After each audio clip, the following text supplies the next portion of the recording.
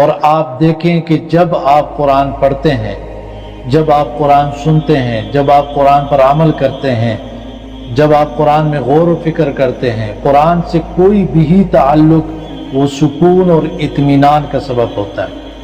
وہ دلوں اور دماغ سے اندھیروں کو نکال دیتا ہے، وہ روشنی کا سبب ہے، وہ ہدایت کا سبب ہے، وہ آپ کے اچھے اعمال میں ترقی لاتا ہے، آپ کے گناہوں کو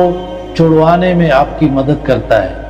آپ اس قابل ہو جاتے ہو کہ گناہوں سے اپنے آپ کو بچا سکو، آپ اس قابل ہو جاتے ہو کہ نیکیاں بڑھا سکو۔ یہ ایک ایسی کتاب ہے کہ آپ کے غم اس سے دور ہو جاتے ہیں، یہ ایک ایسی کتاب ہے کہ آپ کو شفا حاصل ہوتی ہے، یہ ایک ایسی کتاب ہے کہ آپ کو حق کا حق ہونا اور باطل کا باطل ہونا دکھا دیتا ہے، آپ تمیز کرنے کے قابل ہو جاتے ہو، آپ کو پتہ لگ جاتا ہے حق کیا ہے، باطل کیا ہے، سچ کیا ہے، جھوٹ کیا ہے، اچھا کیا ہے، برا کیا ہے۔ یہ قرآن آپ کو سکھاتا ہے۔